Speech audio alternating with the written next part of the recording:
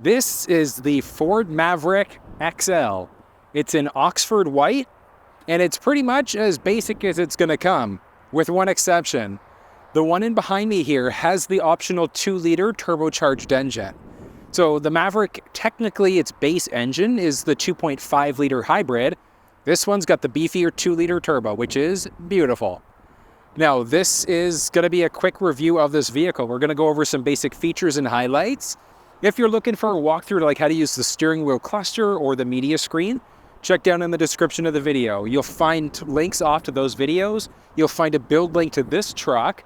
And then you'll also be able to find contact information for Formula Ford, who were nice enough to let me use this vehicle for the afternoon, just shoot the video for you guys. But I gotta say, I kind of like the look of the Oxford white Maverick. I gotta say though, I saw an Alto blue one on the lot as well. It looks pretty dang sharp. But one thing when we look at the Maverick XL is that it's strictly got the option for 17-inch wheels. That's your only choice right from the factory. And it's strictly this style on top of that for the XL. Like when you get into the XLT, the Lariat, there are different options. A unique look when we get into the Tremor package on top of that. When we look at the drivetrain of the Maverick, it's going to be available front-wheel drive when we look at the hybrid. And then when we look at the 2-liter turbo, in the States, you've got the option for either front wheel or Ford's all-wheel drive. Up in Canada, we're strictly looking at the intelligent all-wheel drive when we've got the beefier 2-liter turbocharged engine under the hood. So this thing, like more or less like spec'd out very similar to the Escape. The Maverick, the Escape, and the Bronco Sport are all built on the same platform, so you're going to see some very similar things between them. Like when we look at the Bronco Sport Badlands, if you look at the available drivetrain inside of the Maverick when you get the Tremor package, Badlands Tremor, pretty much interchangeable. So if you're looking for off-road capability, go for the packages with the Tremor. The Maverick, doesn't matter which trim level you're in, is going to have LED headlamps standard. Nice and bright, but it's not going to have fog lamps available as an option in any trim level. So if you do want fogs inside of your truck, you're looking at a Ranger instead. When we look at the grille, stripped down, we've just got our Ford blue oval right in the very middle, and like that nice black and white contrast when we look at the bumper, the grille, and things like that. When we look at the 2022 versus the 2023 Maverick, the XL specifically, there's really only one change, and that change is inside. It's got to do with cruise control. So regular cruise control is now standard inside of the XL. As we take a peek under the hood, we're going to double pull in order to be able to unlock, and from there, just a traditional prop bar. And we've got this. So this one, as I mentioned, is the 2-liter turbocharged engine. The Maverick, as a default, is going to have the 2.5-liter Atkinson hybrid, which is the same engine you're going to find inside of the Ford Escape. This thing is the same option that you're going to find inside of the Escape as well as the Bronco Sport. Power-wise, this 2-liter engine pushes out 250 horsepower and 277 pound-feet of torque. It's like a pretty crazy difference when we look at the 2.5 and the 2-liter turbo. If you want the best possible performance out of your ride, you definitely want to go with the 2-liter instead. The 2.5, I'd really recommend that if you're more about like fuel savings and conservation and things like that. It's a way cheaper truck on top of that. You'll save a few $1,000s looking at the regular hybrid over this 2-liter. So it's a matter of preference. Do you want better performance, better fuel economy? It's the balancing game. We do have all of our fluids, so easily top up, change your oil, easy access to the battery. And I've been stressing it in a few of my videos, you want to make sure you're regularly maintaining your ride. Follow regular scheduled maintenance to make sure that you keep your manufacturer's warranty in check. You've got 3-year basic, so 36,000 mile, 60,000 kilometers in Canada, versus the powertrain, which is going to be a 5-year, 60,000 mile, 100,000 kilometers. So we do have a pretty good warranty. And then one thing you may not even realize is that technically these things have a break-in period too. That's the same for every vehicle, but most people don't follow break-in periods. So just make sure you're not doing things like towing for the first 1,000 kilometers, 600-ish miles. You want to make sure that you're not putting this thing under heavy load, you're not gunning it, so accelerating like crazy at the same time. So just nice light break it in for the first 1,000 kilometers that you own this thing. Filling up fuel in the Maverick, straightforward along our driver's side. When we look at the 2-liter turbocharged engine, this thing is actually going to be unlocked. When we look at the 2.5-liter hybrid, It's locked, and that's just got to do with depressurization. So you don't have the option to have a locked cover unless you get the hybrid. Aftermarket, there are technically some options that are available. When we look at fuel quality, regular 87 gas is technically all you need to use inside of this thing. When you look at the 2.5 liter hybrid, 87, 100%, go for it. You can use that quality fuel. If you're looking at the 2 liter turbocharged though, turbos are interesting. They tend to like higher octane fuel. So like an 89, 91, but if you want to unlock the truest performance, a 94 octane is what you want to use. Towards the back end of the Maverick, equally as simple as the front end. We've got our black painted bumper. It's really all that pops out on the lower part. But we've got our Maverick logo right along the very back of the tailgate itself. Very similar to a lot of Ford trucks. We've also got our all-wheel drive badge along the very bottom right. Typical Ford blue oval with our backup camera built right in. Now this specific one doesn't have the available tow package that you can get right at time of ordering from the factory. And I'd actually recommend getting the tow package from the factory for a few reasons. If you're planning on towing, it's going to give you some added cooling components, so different radiator and then engine oil cooler, things like that. So the Maverick in general is going to be 2,000 pound towing capacity in the 2.5 hybrid, or if you get an aftermarket hitch in the 2 liter. When you look at getting the 4K tow package, that's going to max you out at 4,000 pound towing capacity because of all the extra stuff you get underneath the hood. So if you're towing, just make sure you go with that 4K tow pack. Easy enough to drop this thing down. Now, the only bed choice that you've got available for the Maverick is going to be this, and it's a 4.5 foot bed. You don't have the option for anything longer whatsoever. Strictly looking at this as an option, which, I mean, realistically, it's a decent size bed for what it is. You could look at the Ranger if you need something slightly bigger, the F-150, but if you're dead set on this truck, you can just get a bed extender instead. So you can have the tailgate down, and then you can just have all the extra stuff in place that's protected by that extra bed extender. So you do have that available as an option. And then this thing does actually have quite a little bit of space in the back there as well. So it is pretty nice. Decent width, length, height, etc. We do have the option right from the factory. We can do drop-in liners. You've got spray-in liners as an option. I normally recommend going through Line-X for the spray-in. It's about twice as thick as factory spray-in liners, and it has a lifetime warranty. So you've got options there. Like I said, you could also go plastic spray-in either from the factory or aftermarket if you wanted to. And then one cool thing with the Maverick is what you can do with the bed. Like this thing, Ford's called it flex bed because we've got the flexibility to build different things out if we want to. Like we've got all different things that we can kind of screw into if we want to build out bike racks and different carriers and things like that. So you do have quite a few options available. Now one thing, because this is the XL trim level, there's not really much back here. We would have the option for bed lighting, lower bed lighting when we look at higher versions of the truck. We would also have power points available there as an option. And we do have options for different tonneau covers. So you do have trifold hardtops, there's soft rolling, hard rolling. You can cap this thing out on top of that, just to make it a little bit more unique based off of your own needs. Taking a peek at the size of the Maverick. So I'm 6 feet tall. I mean, I can see over this thing no problem. So it's not a big vehicle by any stretch. Like I mentioned, it's based off of the same platform as the Escape and the Bronco Sport, but I did mention this is the XL version of the truck, so we don't have too much. We don't have our 5-digit number pad, we don't have intelligent access, blind spot system, things like that. This one is more of an entry-level truck, but if you want some of those features, they are available in some of the higher trims. The interior of the Maverick is nice and simple. So we've got our unlock lock buttons, all of our window controls. We've got this like snazzy little handle as well. We do also have a bottle holder and a little bit of door storage. One thing, we do have just a regular flip style key.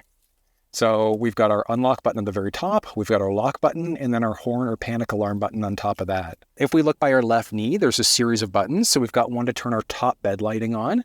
We've got a selector switch to figure out what's going on with our running lamps. As always, I just recommend keeping it in the auto setting. We've got two other buttons, so plus minus, in order to adjust the brightness of the cluster screen and the sync media screen on top of that. The steering wheel in the Maverick, listen, it's nice, and it is going to be manual telescoping across the entire vehicle lineup. Now, I did mention there's one small difference between the 2021 or 2022, I should say, and 2023 models. And in the XL trim level, that's going to be for the cruise control system. So in the 2022s, it was available as an add-on versus the 23s, regular cruise control is just your standard system now.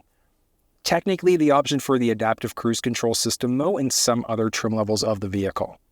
But if you want a full walkthrough, like how to use the steering wheel cluster or the media screen, check down in the description of the video. I've put together some comprehensive videos explaining how it all works. But the sync screen, the base one, is simple. It's going to be the same size in all trim levels, but in the Lariat, you do have the option for Ford Sync 3 system with the option for factory navigation. So regardless, either screen, you still could use your phones to connect through Google Maps, Apple Maps, or Waze on iPhones, or Google Maps on Android devices. So which way you go is going to depend on what you need. Hold on. Negative thoughts are poison the ride. Head full of flaws, so here come the clouds. They'll never stop unless I... Okay, so that's the base audio system, the 6-speaker system at half volume. So I'ma fake it till I make it. Positive thoughts are overtaken. I got patience. I gotta say, the audio inside of this thing, like we've got a smaller cabin, but it's actually pretty solid audio for what it is. I think for most people, it's a system that works. It's nice. And that was just streaming over YouTube on mobile. So not even the YouTube app, just like the YouTube website. So you do have the flexibility of doing that without being connected over Android Auto and Apple CarPlay. It's great. Don't really have too much blocking from our pillars and things like that. We've got a little storage tray just above the sync media screen. And then we've got our volume rocker. We've got our 4-way blinkers, series of other controls on top of that for audio, our tuning rocker. We've got a few vents. We've got single zone climate control inside of the XL trim level of the vehicle and some basic climate control settings there. We've got 2 USB ports here. So we've got a USB Type-C and then a traditional USB Type-A. There's also a regular cigarette lighter adapter. You do have the option for a wireless charge pad when you look at the Lariat trim level of this thing as well. Down from there, we've got a little phone storage holder, which is kind of neat. A few cup holders, little coin tray. And then we've got our rotary dial shifter. It's got park, reverse, neutral, drive, and then a dedicated low gear as well. We've got an electronic parking brake, and then a series of other buttons that are underneath it. And that's because of the system that we've got. But this one has selectable drive modes. So we've got our normal, tow haul, slippery, eco, and then my favorite, the sport mode.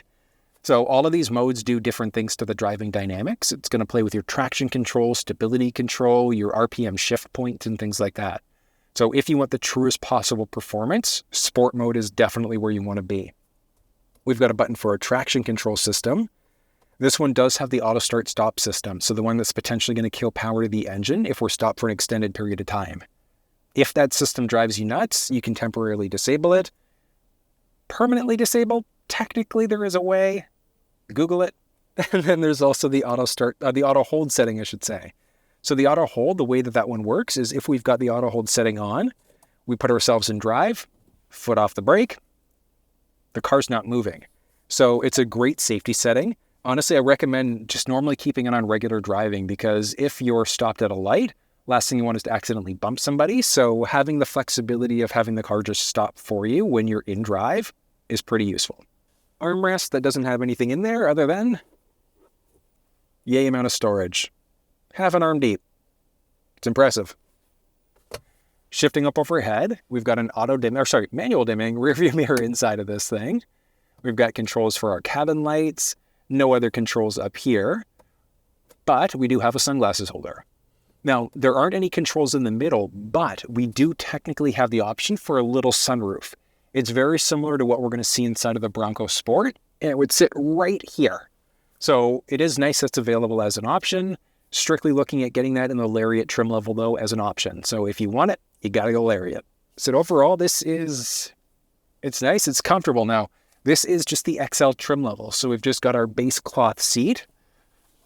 The seats here, they're not bad. There's not a lot of cushion to them. So that's something I could see if you're going to do distance driving, you might want an extra cushion for the seat.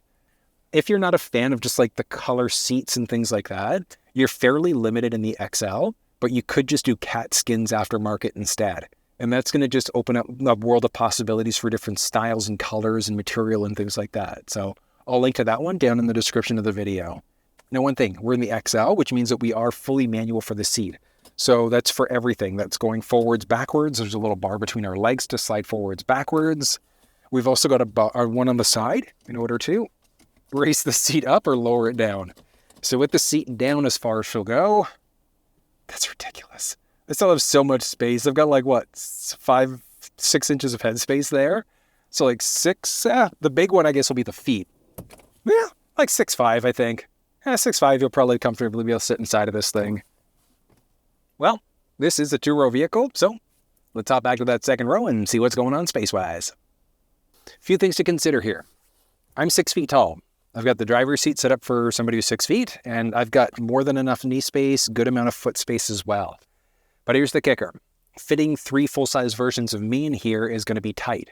Like, I'm fairly broad-shouldered, but the big one is going to be in this middle seat, just because of the way that we've got this little kind of like risen part of the middle there. So I'm like man-spreading in order to be able to sit comfortably. If you do have kids, front-facing, rear-facing child seats, you're not going to have an issue. You've got your anchor points and tethers as well. So anchors down below, tethers in order to get to them. We actually just have to move this. So we just pop and slide forward, and we've got all of our top tethers there. So we've got 3 tethers. A little bit further down from that, we also do have our jack stand. So if you ever need to change a tire yourself, you do technically have that flexibility. Now, one thing I actually didn't mention outside is spare tire. So we do have a mini spare tire from the factory as a default. You do have the option for a full-size spare tire as well, depending on how you have this thing built out. But you can also just call Ford Roadside Assistance and get them to do it for you instead. This is nice, it's comfortable. We look at the styling along the door in the second row, and it's identical to the first. We've got our basic door handle there, window control, our other handle. Behind just the passenger seat in the first row, we also do have a little pocket there. Behind the armrest, there's also a 12-volt power point there. Shifting up overhead, on both the driver-passenger side, we do have our assist handles, and it also does have a clothing hook. So clothing hook on the driver's side, handle and clothing hook on the passenger side. Really useful. We've got some speakers back here as well. Again, part of that like immersive audio. Yeah, I did mention when you get into the upgraded sound system though, it's just like a night and day difference. It's Lariat exclusive, but it sounds really, really nice. But still, for most people, I think like this is a nice entry-level truck. Like the way this thing's built out, it's like $34,000 for the 2023. You can save yourself a couple grand by going with just the regular hybrid instead. The 2.5 liter saves you like $2,000 plus. So if you're looking for like that $30,000 car as a first car, this is a pretty good contender. Like it would be this, the Escape S, or I guess it's technically different in the 23 models now, or you could look at the Bronco Sport Base instead, all built on the same platform with very similar feature sets. Now, one thing I love about the Maverick is that we also have seats that are slightly unique. And the reason why is because we've got a little tab along the side. Then we can pull that tab in order to lift the seat up. And when the seat's lifted up, we've got a little bit of storage underneath the seat as well. But you won't see that underseat storage inside of the Bronco Sport or inside of the Escape. So it is kind of neat that that's available as an option. But it also comes with a caveat. Because we're in a truck like this, the seats are locked in place. So we can't move them forward, backwards. There's no reclining them whatsoever. And that was a look at the 2023 Ford Maverick XL. What'd you think? Stripped down, a little bit basic, but if you're just looking for a cheap truck, it's a pretty good option. If you have any questions, drop down in the comments section below and let me know. If you found this video useful, subscribe to the channel if you haven't already. And until I see you next time, take care.